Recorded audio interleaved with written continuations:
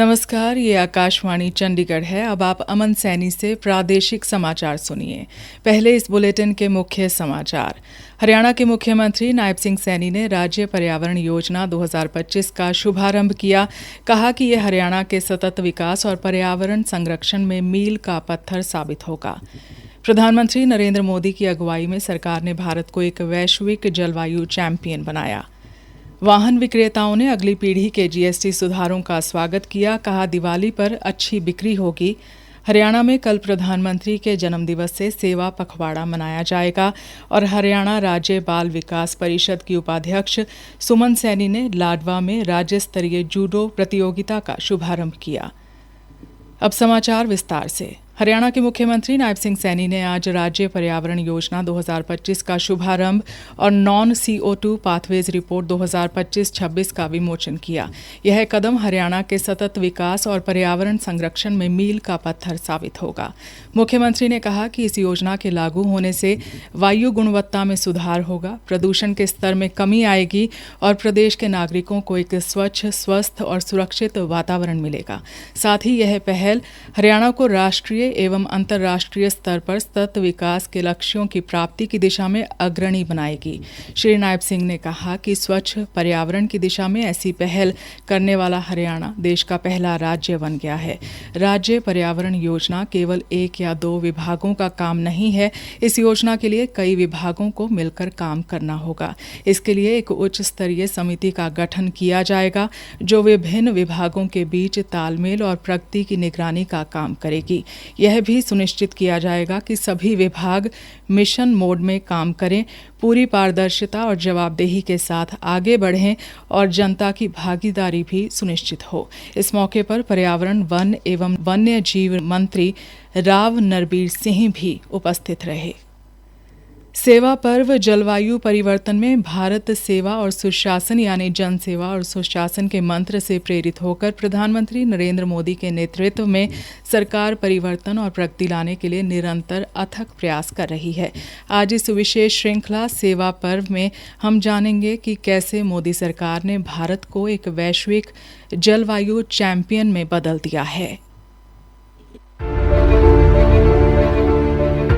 बढ़ती ऊर्जा आवश्यकताओं वाले एक विकासशील राष्ट्र के रूप में देखे जाने से भारत तेजी से एक वैश्विक जलवायु चैंपियन में बदल गया है। पिछले 11 वर्षों में वनों के संरक्षण से लेकर जलवायु न्याय की वकालत तक, सौर शर्तों से लेकर हरित गतिशीलता तक भारत ये साबित कर रहा है कि विकास और स्थिरता साथ साथ चल सकते हैं। पेरिस में जलवायु परिवर्तन पर आयोजित 21वें सम्मेलन में भारत ने 2030 तक 40% स्थापित स्वच्छ ऊर्जा क्षमता हासिल करने का संकल्प लिया था, लेकिन अपनी प्रतिबद्धता पर खरा उतरते हुए देश ने निर्धारित समय से 9 साल पहले ही 2021 में ये लक्ष्य हासिल कर लिया।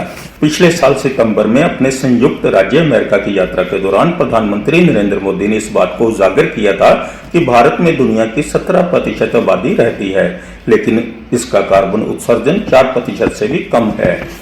दुनिया की 17% पॉपुलेशन होने के बावजूद ग्लोबल कार्बन एमिशन में भारत की हिस्सेदारी सिर्फ 4% है। दुनिया को बर्बाद करने में हमारा कोई रोल नहीं है। देश ने वैश्विक लाइफ आंदोलन यानी पर्यावरण के लिए जीवन शैली की भी शुरुआत की, जो दैनिक जीवन में सरल और टिकाऊ विकल्पों को अपनाने का आह्वान है।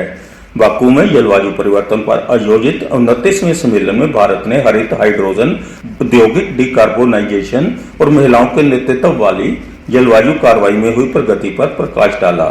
जलवायु परिवर्तन के खिलाफ अग्रणी आवाज बनने के लिए प्रधानमंत्री मोदी की प्रशंसा करते हुए ऑस्ट्रेलियाई समाजसेवी डॉक्टर एंड्रयू फॉरेस्ट ने कहा, The Prime Minister is clearly a global champion on, and I've invited the Prime Minister to be, if you like, the global government partner. I'll be the global industry partner to promote green hydrogen across the world.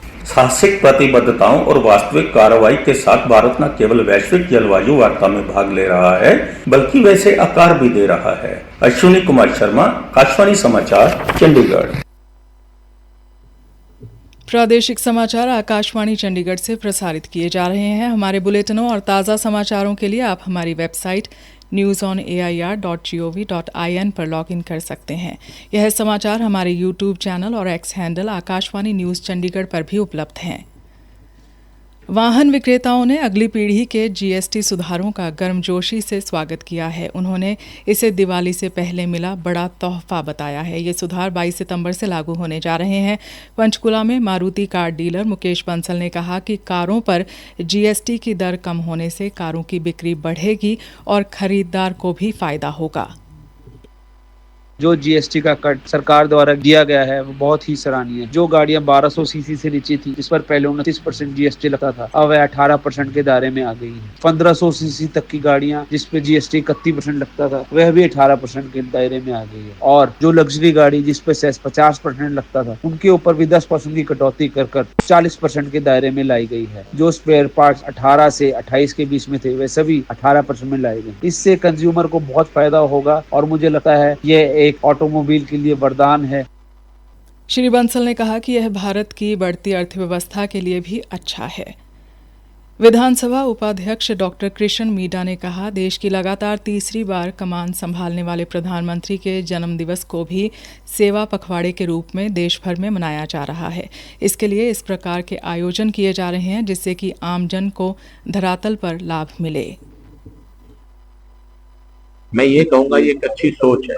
जहाँ लोग राजनीतिक व्यक्तियों को और दृष्टि से देखते हैं, वहाँ पर भारतीय जनता पार्टी ने, हमारे देश के प्रधानमंत्री जी ने इसे सेवा के रूप में मनाने का काम किया है कि प्रत्येक ऐसे व्यक्ति की सेवा की जाए जो जरूरतमंद है। किसी न किसी रूप में, कोई ब्लड कैंप लग रहा है, कोई हर प्रकार से जो सेवा, जिसकी जैसी आस्था है देश के प्रधानमंत्री के लिए, वैसा वो सामने वाले की मदद करे। वो जींद में जन समस्याएं सुनने और कुछ का मौके पर निपटान करने के बाद मीडिया को संबोधित कर रहे थे। हरियाणा के कैबिनेट मंत्री विपुल गोयल ने कहा कि सेवा पखवाड़ा के उपलक्ष्य में कल फरीदाबाद में एक भव्य रक्तदान शिविर का आयोजन किया जाएगा। 15 सितंबर से लेकर 2 अक्टूबर तक एक सेवा पखवाड़ा जो पूरे देश के अंदर मनाया जा रहा है। माननीय प्रधानमंत्री जी, पंडित दीनदयाल उपाध्याय जी और महात्मा गांधी जी, 3 ऐसी महान शख्सियत का जन्म दिवस इसके अंदर आता है और पूरे 15 दिन के काल को सेवा पखवाड़े के रूप में मनाने का निर्णय भारतीय जनता पार्टी ने और पूरे प्रदेश की सरकार ने लिया है। तो इसके लिए 17 सितम्बर को हमारे जो फरीदाबाद बीजेपी कार्यालय अटल कमल के अंदर एक मेगा रक्तदान शिविर का आयोजन किया जा रहा है। मोदी जी के जन्मदिन पर सभी RWA गणमान्य नागरिक, युवा साथी रक्तदान करें। रक्तदान कहते हैं ना, महादान, और ये एक व्यक्ति दूसरे व्यक्ति को रक्त दे सकता है, किसी इंडस्ट्री के अंदर रक्त नहीं बन सकता। इससे बड़ी कोई सेवा और इससे बड़ा कोई दान नहीं होता। उन्होंने कहा कि पखवाड़े के अंतर्गत समाज हित में विभिन्न कार्यक्रम आयोजित होंगे। हरियाणा राज्य बाल विकास परिषद की उपाध्यक्ष सुमन सैनी ने आज लाडवा की कोणार्क अकादमी में 58वें राज्य स्तरीय जूडो प्रतियोगिता का शुभारंभ किया। इस अवसर पर उन्होंने कहा कि राज्य स्तर पर प्रतिवर्ष 3 सर्वश्रेष्ठ अखाड़ों को 50 लाख रुपए, 30 लाख रुपए व 20 लाख रुपए की प्रोत्साहन राशि दी जाएगी। जिला स्तर पर भी 3 सर्वश्रेष्ठ अखाड़ों को 15 लाख, 10 लाख और 5 लाख रुपए की राशि दी जाएगी। उन्होंने कहा कि सरकार खेलों को बढ़ावा देने के लिए कृत संकल्प है। खिलाड़ियों को तराशने के लिए 1489 खेल नर्सरियां खोली गई हैं, जिनमें 37,225 खिलाड़ी प्रशिक्षण ले रहे हैं। उन्होंने एक पेड़ मां के नाम अभियान के तहत अकादमी के परिसर में पौधारोपण भी किया। अंत में मुख्य समाचार एक बार फिर। हरियाणा के मुख्यमंत्री नायब सिंह सैनी ने राज्य पर्यावरण योजना 2025 का शुभारंभ किया। कहा कि यह हरियाणा के सतत विकास और पर्यावरण संरक्षण में मील का पत्थर साबित होगा। प्रधानमंत्री नरेंद्र मोदी की अगुवाई में सरकार ने भारत को एक वैश्विक जलवायु चैंपियन बनाया। वाहन विक्रेताओं ने अगली पीढ़ी के जीएसटी सुधारों का स्वागत किया। कहा, दिवाली पर अच्छी बिक्री होगी।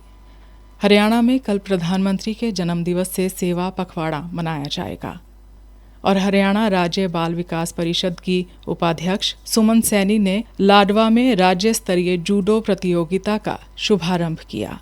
इसी के साथ समाचार बुलेटिन समाप्त हुआ।